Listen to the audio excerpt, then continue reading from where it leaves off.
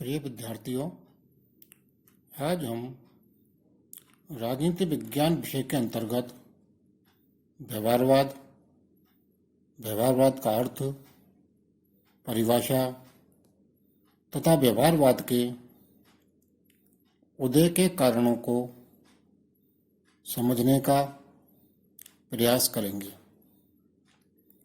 जैसा कि हम पूर्व में राजनीति विज्ञान के दो विभेद, परंपरागत राजनीति विज्ञान तथा आधुनिक राजनीति विज्ञान को पढ़ चुके हैं और उनसे आगे का टॉपिक व्यवहारवाद और उत्तर व्यवहारवाद है। सर्वप्रथम हम व्यवहारवाद उपागम का अर्थ व परिभाषा समझने का प्रयास करेंगे।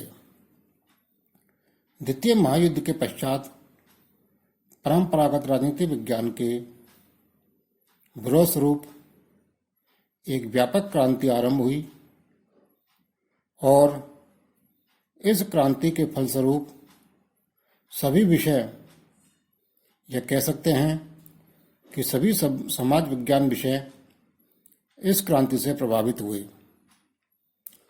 और इसी क्रांति को व्यवहारवादी उपागम या व्यवहारवाद का नाम दिया गया।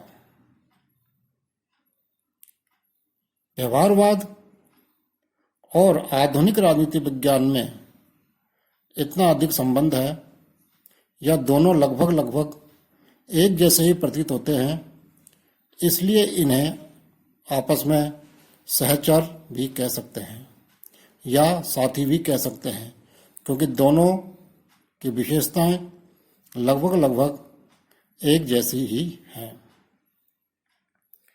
कभी कभी तो यह भी माना जाता है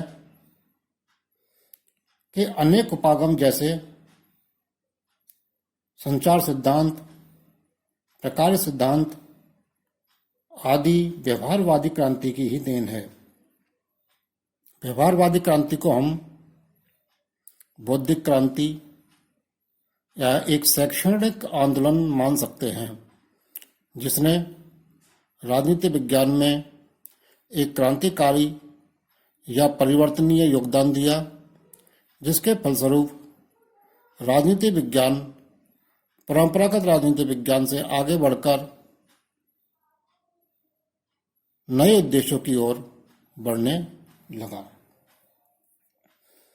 राजनीति विज्ञान में व्यवहारवाद आधुनिक प्रयासों एवं दृष्टिकोण की देन है।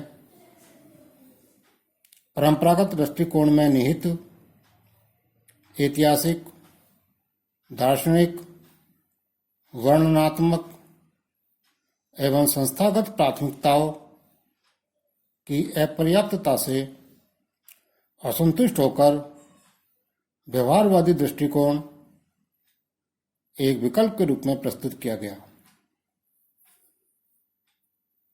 यह कह सकते हैं कि राजनीति विज्ञान के संदर्भ में व्यवहारवाद मुख्यतः अपना ध्यान मानवीय व्यवहार की ओर केंद्रित करता है। इसका अध्ययन का केंद्र प्रमुख रूप से मानव या मानव समूह के व्यवहार है, क्योंकि राजनीति वैज्ञानिकों का मानना है या मानना था कि मानवीय व्यवहार का अध्ययन करके ही हम राजनीति विज्ञान का सही ढंग से अध्ययन कर सकते हैं और एक निश्चित सिद्धांत का निर्माण कर सकते हैं।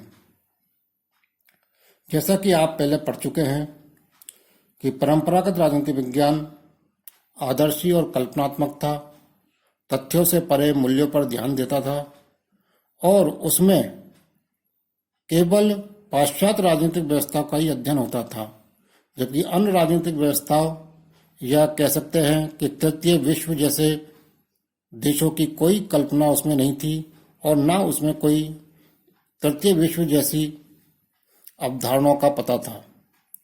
इसलिए इन सभी बातों से आगे बढ़ करके व्यवहारवादी क्रांति का उदय हुआ। अब हम व्यवहारवादी राजनीति विज्ञान का अभिप्राय या अर्थ या परिभाषाएं पढ़ने का प्रयास करेंगे। व्यवहारवादी राजनीति विज्ञान का अगुआ नेता या अगुआ नेतृत्व जिसने दिया वो डेविड स्टन है।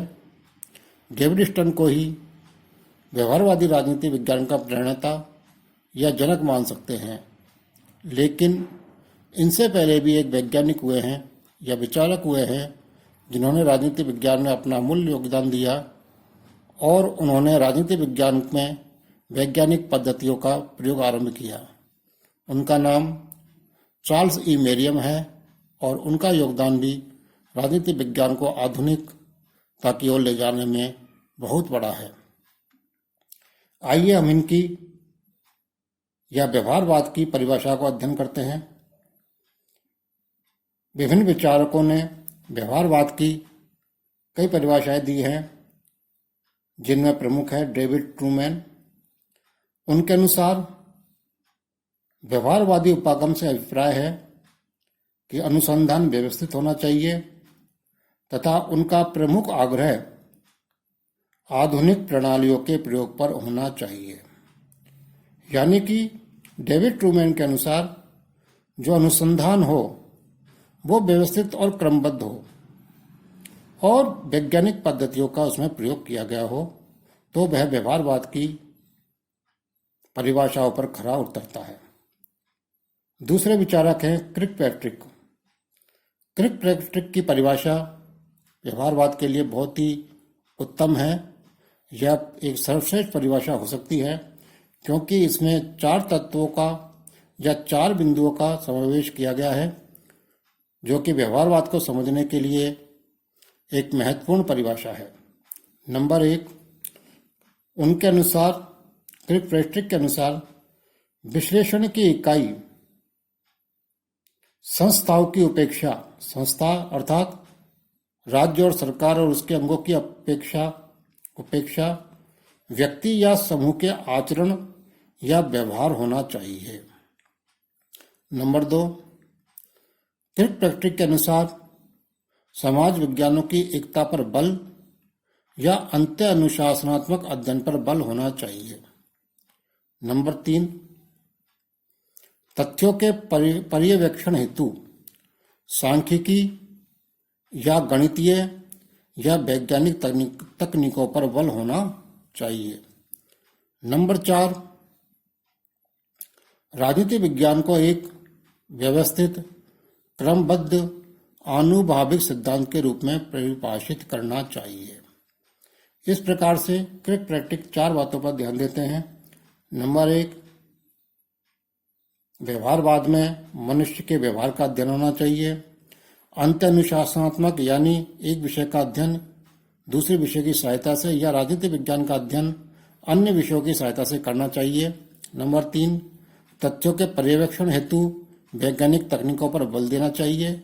और चौथी सबसे इम्पोर्टेंट है कि राजनीति विज्ञान का अध्ययन एक क्रमबद्ध रूप से होना या व्यवस्थित रूप से होना आवश्यक है। अब हम डेविड स्टन के अनुसार व्यवहारवाद की परिभाषा बताते हैं।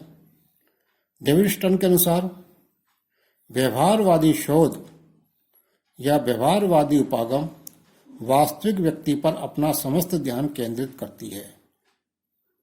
अर्थात डेविड स्टन के अनुसार मानवीय व्यवहार या मानव का अध्ययन होना आवश्यक है, तो ही राजनीति विज्ञान आधुनिक हो सकती है या राजनीति विज्ञान का हम आधुनिक सिद्धांतों के निर्माण में उपयोग कर सकते हैं। इस प्रकार व्यवहारवाद के अध्ययन की इकाई को मानवीय व्यवहार माना जा सकता है और मानवीय व्यवहार का सत्यापन, मापन और परीक्षण हो सकता है। इस प्रकार व्यवहारवाद एक ऐसा दृष्टिकोण है जिसका लक्ष्य विश्लेषण की नई इकाइयों, नई पद्धतियों, वैज्ञानिक तकनीकियों, तथ्यों तथा व्यवस्थित सिद्धांत के विकास को प्राप्त करना होता है। साथ ही अंत्य अनुशासनात्मक या सभी समाज विज्ञानों की एकता पर यह बल देता है। अब हम व्यवहारवादी उपागम का विकास और या फिर व्यवहारवादी राजनीति या व्यवहारवादी उपागम के उदय के कारणों का अध्ययन करेंगे। व्यवहारवाद प्रमुख रूप से 1945 से 1970 के बीच उदय हुआ और इसके उदय का प्रमुख कारण परंपरागत राजनीति विज्ञान था। उसकी अध्ययन पद्धतियों, तकनीकों, विचारधाराओं से असंतुष्ट होकर के राजनीतिक विचारकों ने व्यवहारवाद क्रांति का सूत्रपात किया। हम इसके उदय के निम्न 4 कारण बता सकते हैं। नंबर 1, परंपरागत अध्ययन पद्धतियों के प्रति असंतोष।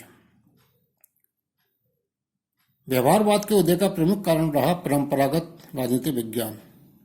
परंपरागत राजनीति विज्ञान की अध्ययन पद्धतियां जो कि संकुचित थी, एकांगी थी, अपने विचारकों के अनुसार थी, दार्शनिक थी, कल्पनात्मक थी, आदर्शात्मक थी और मूल्यों पर आधारित थी, जिससे केवल कल्पना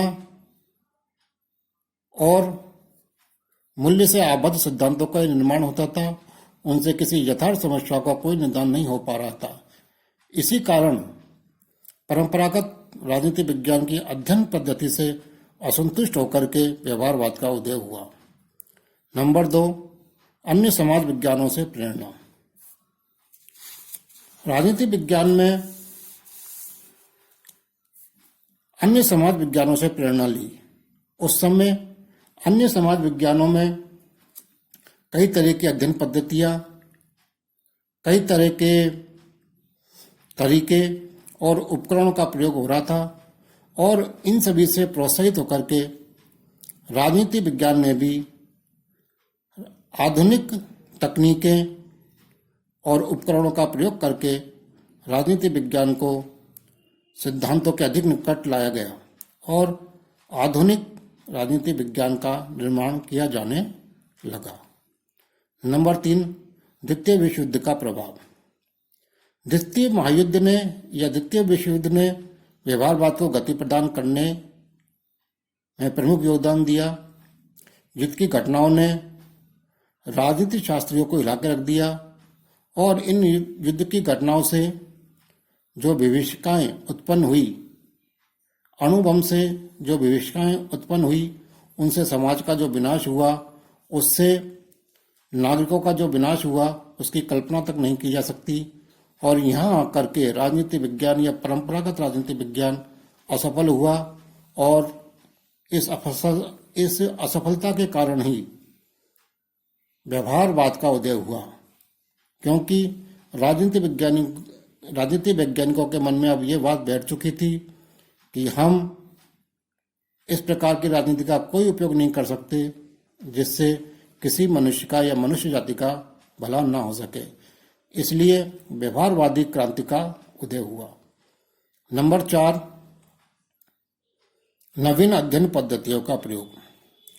द्वितीय विश्व युद्ध के बाद लगभग राजनीति शास्त्र के क्षेत्र में यह विचार बल पकड़ता गया कि राजनीति शास्त्र में नवीन अध्ययन पद्धतियों का स्थान होना चाहिए।